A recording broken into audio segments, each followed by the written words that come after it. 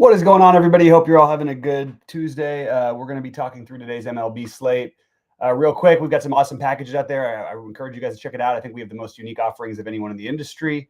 You have like all of the pay dirt stuff, which is awesome, both for hand building and, for using with SaberSim. We are obviously partnered with SaberSim, have all of their stuff. Then you get all Sheets' projections, all the Goldies projections, all of my content, my exact exposures. Rody does his playbook every day.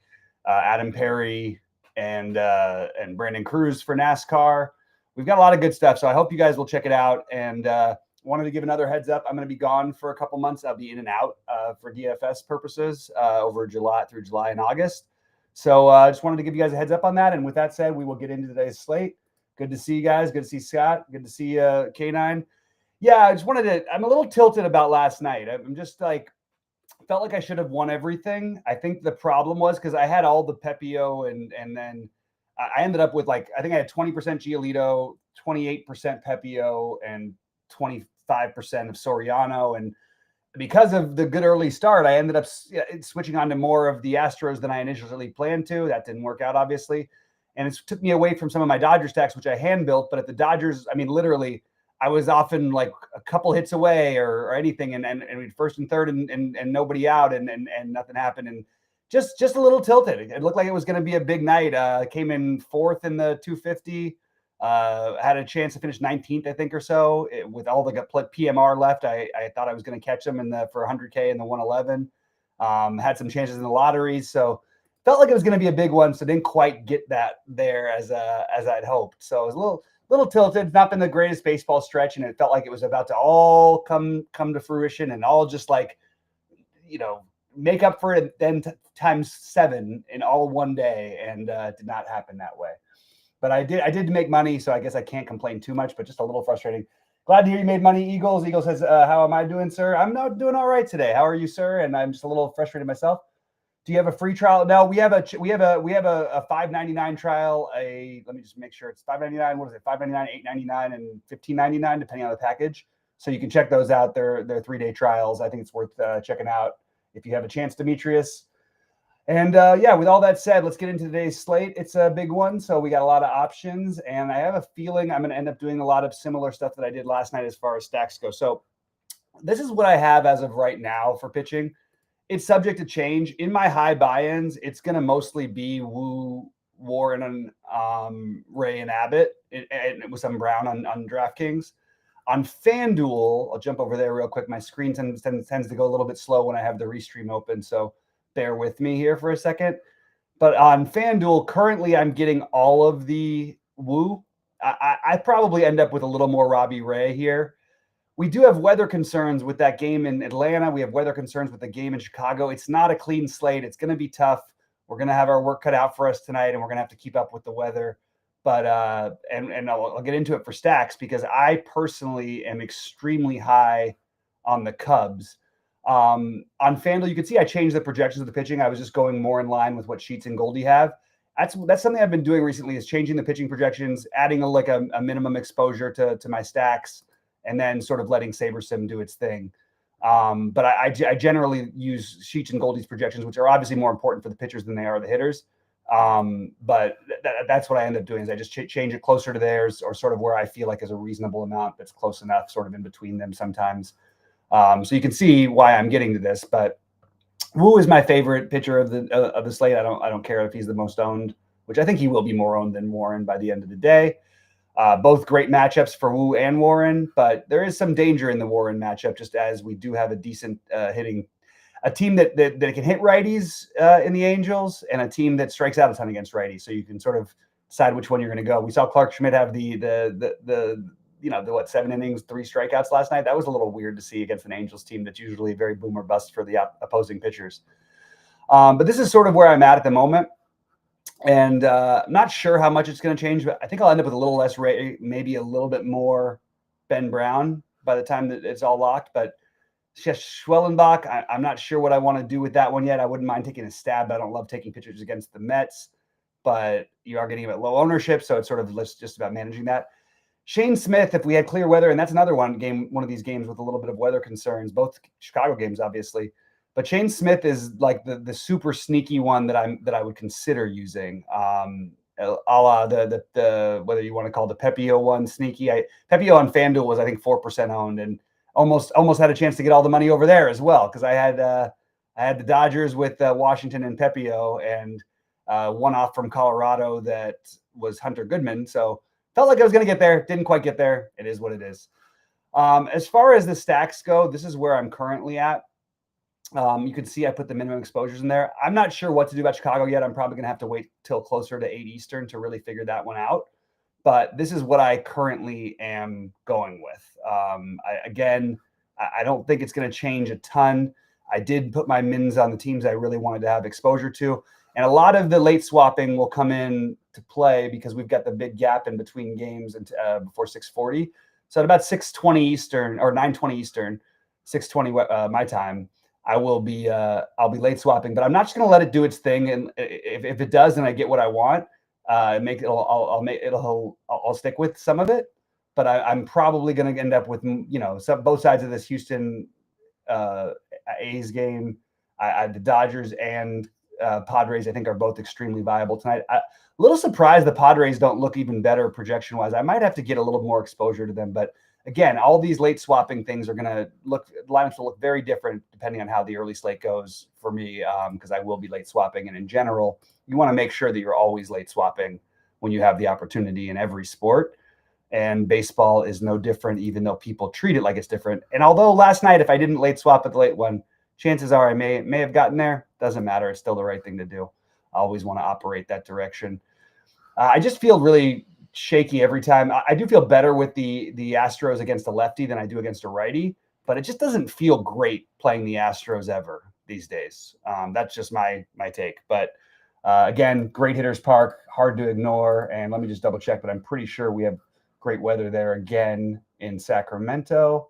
Oops, I hit the wrong button. Let me call it up. Excuse me 1 second here, guys. And yeah, 91 degrees. So, and it's by the way, it's nice hitting weather in Dodger Stadium too. 76 for Dodger Stadium. It's that for a 10-10 Eastern game is pretty damn good.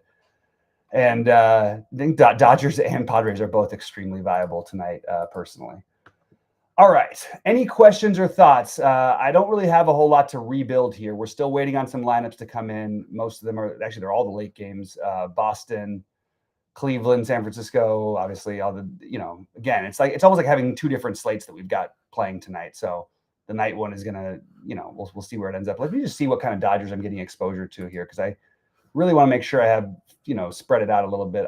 I just think you got I don't know, Ohtani against Vasquez. I would really like to make sure I'm getting at least the lefties in a pretty decent number of lineups. Freeman has not been the same powerful guy he was. He hasn't had a home run since Mother's Day, but I still do like him. Muncy almost got there for me last night. He had a really good night. Just didn't quite needed one more from any of these guys, and they had opportunities, but we didn't quite get there. So we'll just make sure that we have this on there. And, everybody knows I'm biased towards Pages. He's like my little pet guy. I always play him because he's the lower owned Dodger, and he's been freaking awesome this year. I think he should be an all-star. All right. Any questions or thoughts about what you guys want to do? I'll just do a really quick first exposure look at golf. With baseball, it's really hard doing these solo shows, especially Sheets already did the morning one. Usually we run through the morning, the afternoon. We're going to probably cut down to one show a day for July and August. But it's really hard to talk through past a certain point because, we sort of know where we're going to go. This was after my first runs, and I did change some exposures. I combined Goldie's projections with Saber Sims.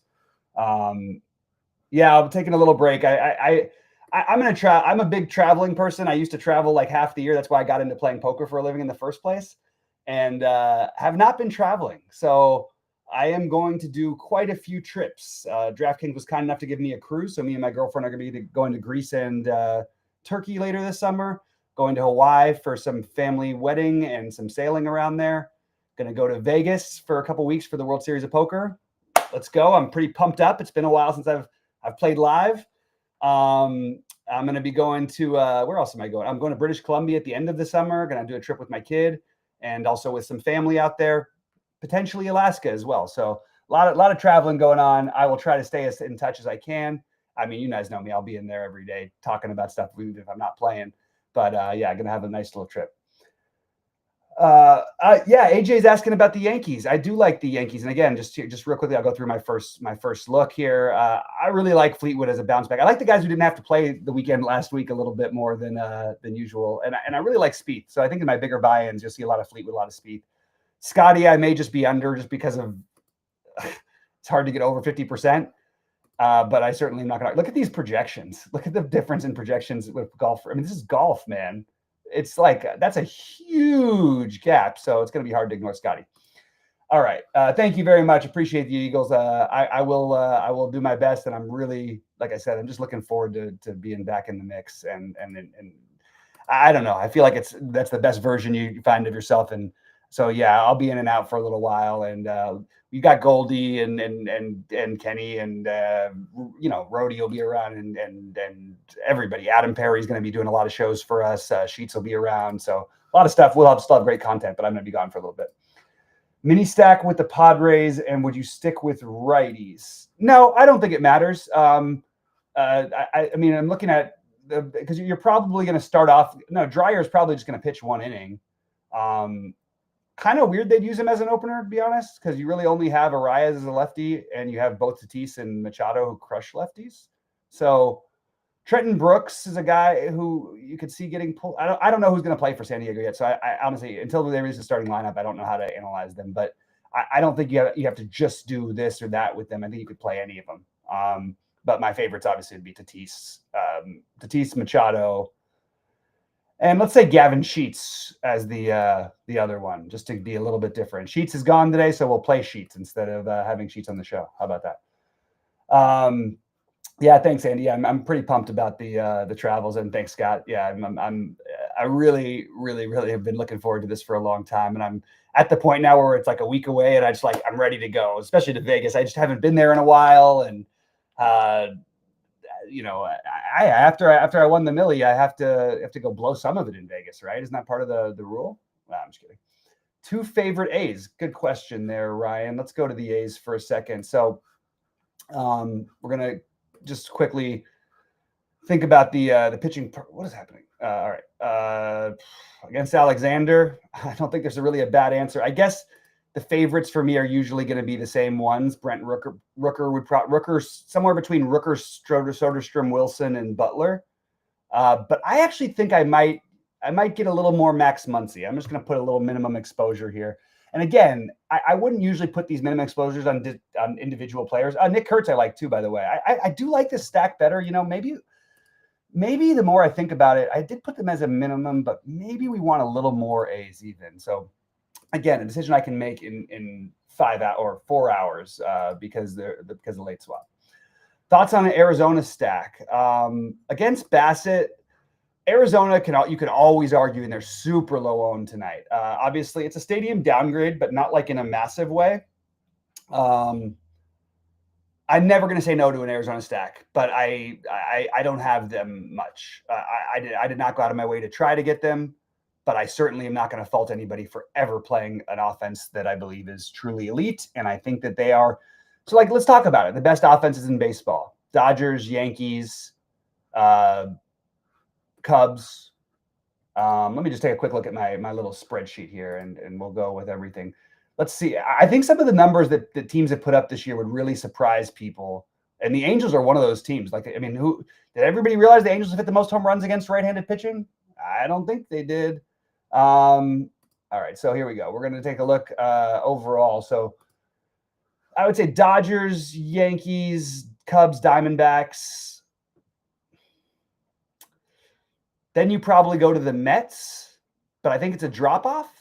So Dodgers, Cubs, Yankees, Diamondbacks. I think those are the elite offenses in baseball. The Padres could get there if they just had a little more at the bottom of the order, to be honest with you. The Phillies, if Bryce Harper was still healthy, when Bryce is good to go, I guess they're just on the cusp. But I really think it's Dodgers, Yankees, Diamondbacks, Cubs, and I think there is a tier below them for what it's worth. But I do think those are the 4 best offenses in baseball. And I think the numbers would probably support most of that. Toronto stack.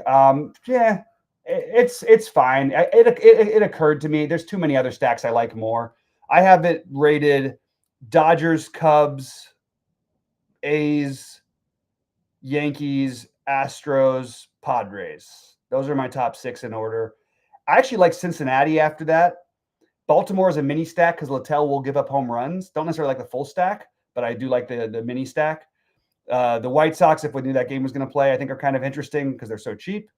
And Seattle, you got the up and down of Walker Buehler. I think Seattle maybe bounces back tonight. But there's also, you could argue for Buehler, you could argue for the other side of it. Those are the main ones for me, pretty much in order. Other ones that I would be, just take a quick look at all the hitters and see who's going to be the highest owned. Let's take a look at Golden Sheets' ownerships. Let's take a look at Sheets. It's going to be a little more accurate. So it's pretty, you can tell it's spread out when the first 3 guys are different. That's pretty rare. So it looks like Houston's going to be the most popular. But even that, it's not at a number that's alarming.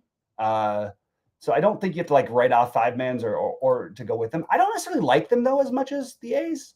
So I'm going to actually change we'll go to Houston. You know what we're going to do? I think the A's get under projected. I think Houston gets over projected a little too often. So we're going to drop those numbers. We're going to put a 5 next to this. We're still going to end up with some Houston, and I'm going to change these things later, but just wanted to get it more in line with what I wanted to do. I am not going out of my way to play Minnesota. I actually like Abbott on the other side better than I like Minnesota, but against lefties, you can always play Minnesota. Baltimore, I'm getting the stacks, but you know what I did with the stacks?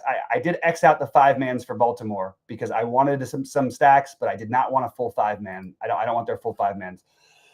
I want to pick out some home runs. It's going to be hard to keep that. They just don't walk enough. They swing too early in counts, and then Littell will get hit hard, but he's not as likely to walk like 7 of Baltimore, and that's sort of what you want to keep that lineup moving. Yeah, so Toronto would be a little bit low on the list for me, but I look, I'm not going to fault it against Spot. We haven't seen he hasn't been as good this year as he's been in years past, and I certainly am not going to argue against it, but I'm not going to argue for it either.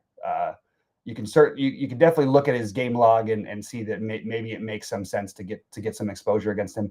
One thing about him that's annoying is he doesn't walk a ton of guys. Again, that can be tricky for stacking against. So that's the one thing I would caution you guys on. I know so I did something different. FanDuel, I'm just playing mostly in the lottery, and then in the big buy-ins, I'll hand edit it. So it's not going to matter what I get from these things. So because of that, I'm just getting all the SaberSim Cleveland. I don't like it. I think it's being overrated and whatever, but it's picking on Ray, and we know Ray does have blow-up games. I don't love this, what SaberSim giving me, but I'm willing to take some chances in the lottery, and I'm going to late swap, and we'll see if by the time it comes around to Cleveland time, which is 9:45 Eastern, if I end up with any, I might end up with 0, by the way. I might end up with literally a donut on them. But as I mentioned, the majority of my funds that are being allocated on DraftKings are going to be going towards on FanDuel are going to be going towards the big buy-ins, and I'll be hand building those. Okay, man, I was really pissed last. I really thought that I was going to get there, and I had so many outs. Also, I finished deep in the 155, and then I bubbled the other one with literally my 4 Dodgers going, I think, 0 for their last 10 after getting off to a decent start. So it was a little tilting. All right. This is what happens. You got to let it go. Just move on to the next day. That's what it is. So let me just see so we got a lineup in. Who did we get in? We got the A's in. So it looks like the A's came in as we expected because we're not getting any requests to change anything. So we have the normal A's lineup, and that is the story with that. But again, even if these lineups come in earlier, yeah, it's best to get it in before lock and all that. But I really think we can wait. Not entirely tonight. Again, I'm going to have to set my alarm here while I'm doing this for 7:40 Eastern. Because let's see. So that's 4:48. We got to figure out what's happening with that Cubs game because I don't want to end up I don't want to end up playing an 888 with and a bunch of other ones with the lineup of a game that may not go. And hopefully Roth will have a better idea. Shout out to Roth. He does a great job for Roto Grinders. Good guy too. Used to work with him. All right. So we're setting for 4:48. Then we're going to set another one for 6:22 so we can update and late swap and all that stuff. Give us a like while you're here. We appreciate it. And let me know if there's any thoughts that you guys have or any other questions. Otherwise, I may get out of here just a little bit early because there is not a whole lot more to talk through. And I'm going to set my alarm here real quick so I can clock.